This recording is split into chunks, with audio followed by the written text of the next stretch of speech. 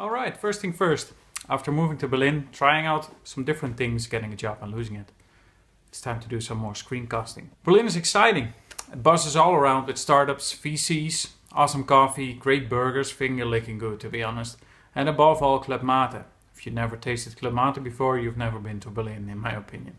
It also put me into second or third gear in regards to these screencasts. Been thinking about making this cleaner. I'm actually using a teleprompter right now, as you might see. And a better mic than before when capturing the apps itself. You'll see less of me except for this introduction though. And since I'm batch recording things, I might just put those away in a single show as well. So I'll feature 3 shows at once. A bit of overlap for people who want to catch up. And keeping the episodes with single apps for search and distribution purposes. Alright, let's get to it then. I want to start with the future. Imagine yourself waking up like Tom Cruise in Minority Report, or Joaquin Phoenix in Her, listening to the sound of a soothing voice, telling you the local weather, giving you a compliment on how you look, a nice fact, or a bit of tech news that came in while you were sleeping. This is what Capsule FM, the early edition, is doing. So, Capsule FM, the early edition, or should I say it the other way around, the early edition by Capsule FM. You'll find this app for just $2 in the store, and I happily applaud the donation I've made for this app. As you can see for yourself, this app features an amazing design interface that wants to challenge the norm in regards to flatness in iOS 7 standards, or iOS 8 for that matter. It's different, I might say.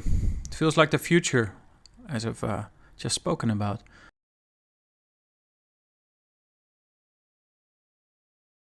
Easiest way is just pressing play just to listen what they have to say. If you were a day of the week, I would want every day to be you. That's one of the interesting things that makes the early edition so cool, especially when you wake up. You can set the alarm clock on the bottom and just set it up based on what time you're getting up. And they've made this really cool radial setting for that, to be honest.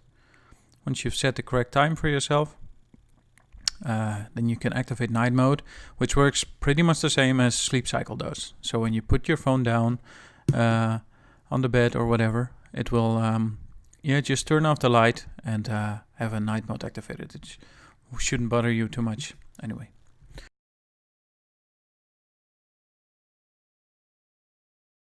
What the early edition does best is deliver personalized content. It feels like it's part of the future, but right here, right now.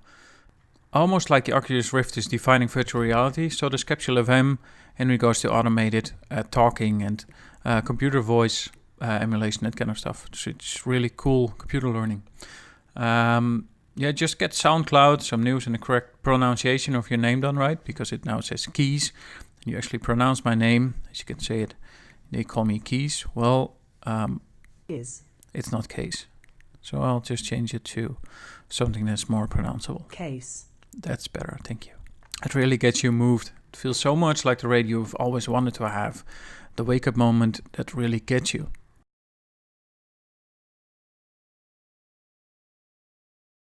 The verdict is that it's out of this world, literally. It feels like something you've never experienced before. It can be a bit awkward to hear someone talking to you and saying kind words when you're not waking up alone, like me. But as I've heard, that's something being worked on as well. Make sure you get Capsule FM before they get bought by Google, Facebook or any other company in this world. You want to be a part of this.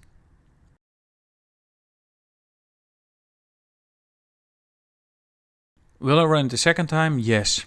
Even though the alarm clock has to work around all the limitation Apple imposes onto them. For instance, you can't put your phone to sleep unless you don't want to wake up with the Capsule. I've used it many, many times. It makes waking up so much easier, for instance. I mean, it really feels personal. It's a pleasant experience and something to look forward to each morning. Second on the list is Weave, where the, pun intended, Tinder meets professional LinkedIn. Not to search for a hot accountant to do the numbers game with, but just to talk over finances.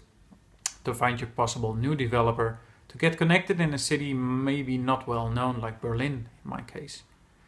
Weave connects through your LinkedIn and finds like-minded people who you can meet or check later in the most intuitive interface of this year, pure Tinder style. Let's check out Weave. Okay, Weave, this is what it looks like. And apologies for showing your face in this picture. Hello, nice to meet you.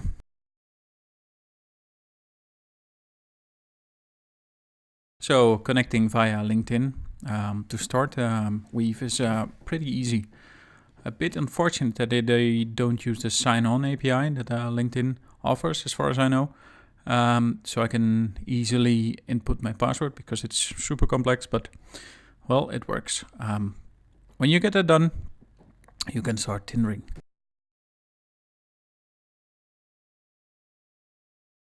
Yeah, its USP is making easy connections possible.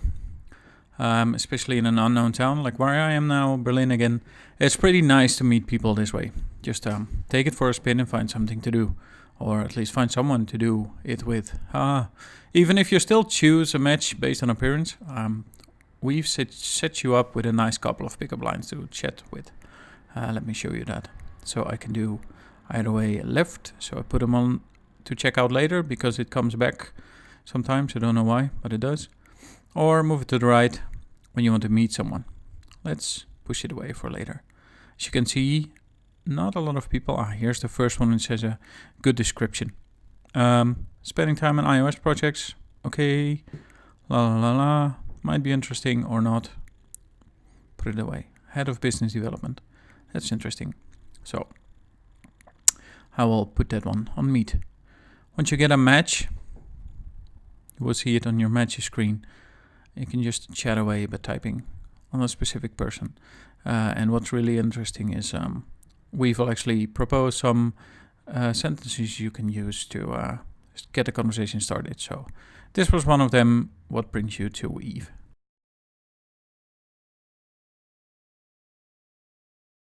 I've already met some pretty interesting persons to chat with on job opportunities or possibilities to work together. Even though it's especially feels like becoming the turf for recruiters because a lot of HR people already are there.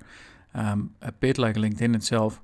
Its interface and polished work really helped me find my way around the networks that are here available in Berlin.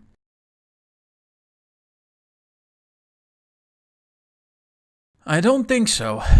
Even though I have to catch up with people in regards to messaging, like Tinder, I want it now and not wait for ages to get that interaction. With people responding late, if ever, I feel like giving up already. Next, and you just saw it on my matches screen as well, no one actually responding. That's just bad behavior. Last but not least, Wunderlist version 3 is getting released today, and I must say, after testing the beta, I'm surprised. It's still simple, it has no superpowers for getting things done nerds like me, but I don't think that's the intention. A list app needs to be clean, work great, sync as fast as possible. I don't want to wait for my groceries list to show up on my phone minutes after pushing them on my Mac. It feels unprofessional to set up a list at a meeting and not immediately finding it in someone else's device after. Wunderlist promised super fast and that's what it is. There's always something to improve, but they dare to make it fast. And that's a true compliment for them. Come and watch. So Wunderlist then, probably the last beta before it goes live today, but yeah, it should be close to final, I guess. Easiest way, without me talking, is just showing how it works.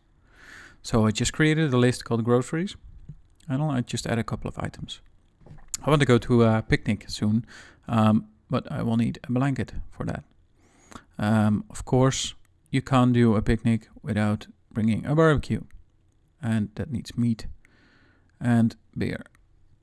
Okay, that's interesting. Obviously, I want to invite some friends, and I can either click on the right top to click on share, just share with some friends, or do it at the bottom left. You can also publish it, just to publish it online and just share it. Can imagine a list of stuff that I would want on my birthday, whatever. Can easily sort it alphabetically, or again by a creation date. And there's some more listings as well. So I can edit the list, email it, or print it if I wanted to.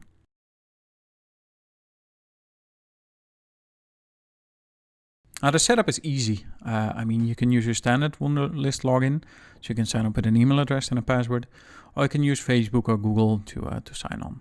Unfortunately, inviting people on your list is only done via email. That are probably in your contact list on your phone, but I haven't tried that one on web yet. So maybe they will let you import Facebook contacts in that sense.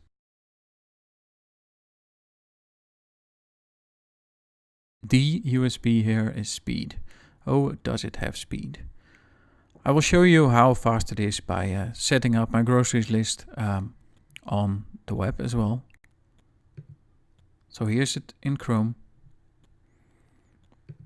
and on desktop as well, so in a native app. I mean, basically only just moving stuff around.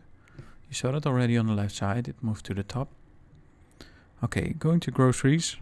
The blanket needs some sub stuff as well. It needs to be red and blue and has a bit of purple in there. I want to have it at start, so it should be really important to have the blanket. The due date is next Sunday, so that will be August 2nd. Oh, that's Saturday. Let's do it the 3rd then. Should I repeat it? No, but I could put a reminder on for Friday to remind me at 4 to do that stuff. And I can also add some notes, blah blah. And I mean, it also does commenting. Yay. You've probably saw some changes there already on the web. And yeah, commenting, chatting with myself is always cool.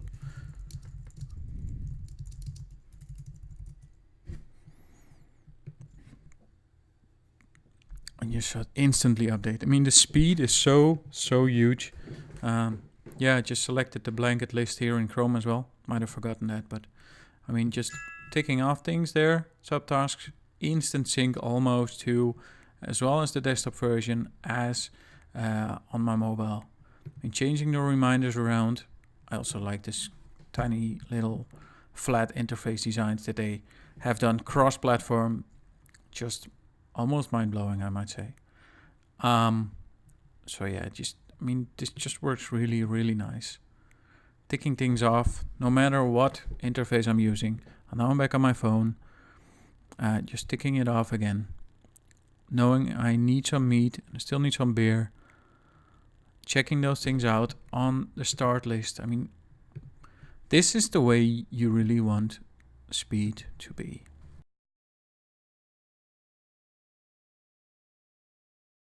Things was like the de facto standard for getting things done, nerds like me, but that's gone out of the window. I was also sharing lists using the native reminders app, but it was so slow using iCloud, it was terrible, almost.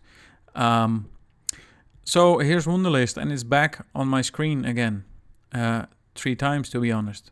On the web, on desktop, and any other platform that I can think of, they are there. So the go-to to-do list app, if you ask me. And did I mention the speed?